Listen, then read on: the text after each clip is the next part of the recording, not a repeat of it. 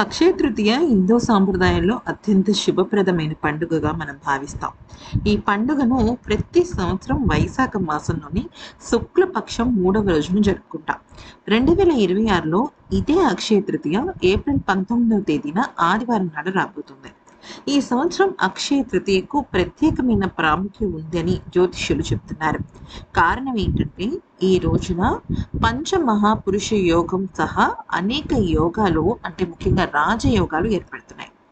ఇవి జీవితంలో కొత్త ప్రారంభాలు, సంపద, శ్రేయస్సు, ఆర్థిక ఇబ్బందులు తొలగించటం ఇలాంటివన్నీ కూడా స్టార్ట్ అవుతాయి అనేది జరుగుతుందన్నమాట. ఎందుకనంటే జరగబోతున్న రాజయోగాల వల్ల.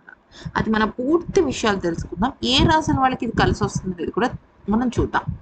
ఈ సంవత్సరం అక్షయ తృతీయ తిథి ఏప్రిల్ 19 ఉదయం 10:49 ప్రారంభమయ్యి ఏప్రిల్ 20న 7:27 వరకు ఉందన్నమాట ఉదయం.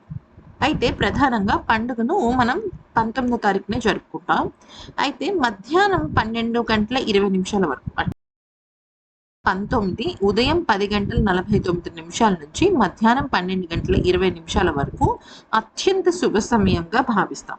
ఈ సమయంలో మనం పూజ చేయొచ్చు, దానాలు చేయొచ్చు, కొనుగోలు చేయొచ్చు, ఏదైనా చేయొచ్చు. అంటే మనం అనుకోవచ్చు బంగారం కొంటేనే, వెండి కొంటేనే, లేకపోతే ఏదైనా విలువైన వస్తువులు కొంటేనే అని. ఏమీ లేదండి. నేను ఇప్పుడు చెప్పిన టైంలో మీరు మనస్ఫూర్తిగా లక్ష్మీదేవికి ఇష్టమైన పువ్వులు కానీ, లక్ష్మీదేవికి ఇష్టమైన నైవేద్యం కానీ అమ్మవారికి సమర్పించినా కూడా, మీరు ఒక మంచి సంకల్పం చెప్పుకున్నా కూడా అది నెరవేరుతుంది అనమాట. అయితే ఈ అక్షయ తృతీయ రోజున కొన్ని ముఖ్యమైన యోగాలు ఏర్పడుతున్నాయి. మొదటిది గజకేసరి యోగం.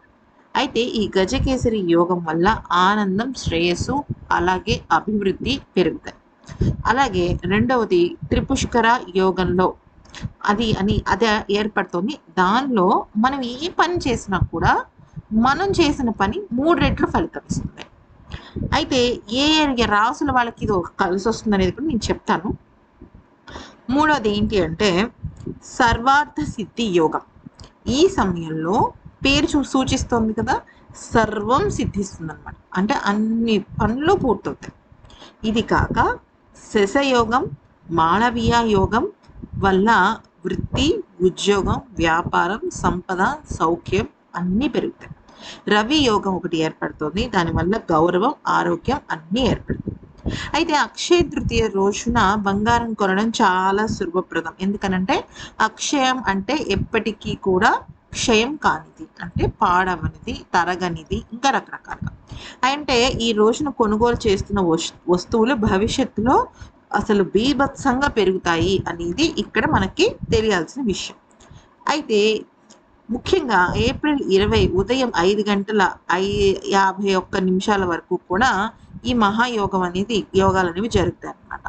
అయితే ఈ సంవత్సరం ముఖ్యంగా వృషభ, మేష, సింహ, వృశ్చిక, కుంభరాశి వారికి చాలా కలిసి వస్తుంది.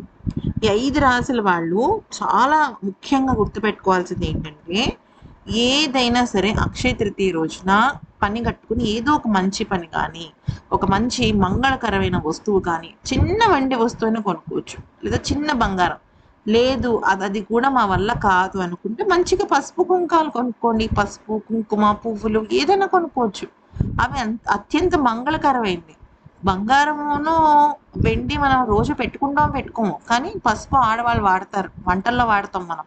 కుంకుమ నుదుటిని పెట్టుకుంటారు లేడీస్, అలాగే మగవాళ్ళు పెట్టుకుంటారు, అది మంగళకరమైంది.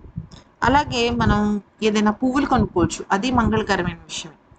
ఏదైనా సరే అలాగే ఏదైనా ఒక మంచి పని స్టార్ట్ చేసాం, లేకపోతే ఏదైనా పొదుపు చేయండి, లేదంటే ఏదైనా కొత్త వస్తువు కొనుగోలు చేయాలనుకుంటే కొనుగోలు చేసుకోవచ్చు. చిన్న చిన్నవైనా పర్లేదు, పెద్ద పెద్దవైనా పర్లేదు. ఆఖరికి చదువుకునే పిల్లలు ఒక పెన్ను కొనుక్కుని లక్ష్మీదేవి దగ్గర, సరస్వతి దేవి దగ్గర పెట్టుకున్నా కూడా మంచి ఫలితం దక్కుతుంది అనమాట. ఇది చెప్పడానికి అంతే కదా అనుకోవచ్చు, కానీ చాలా శుభయోగాలు కలుగుతాయి.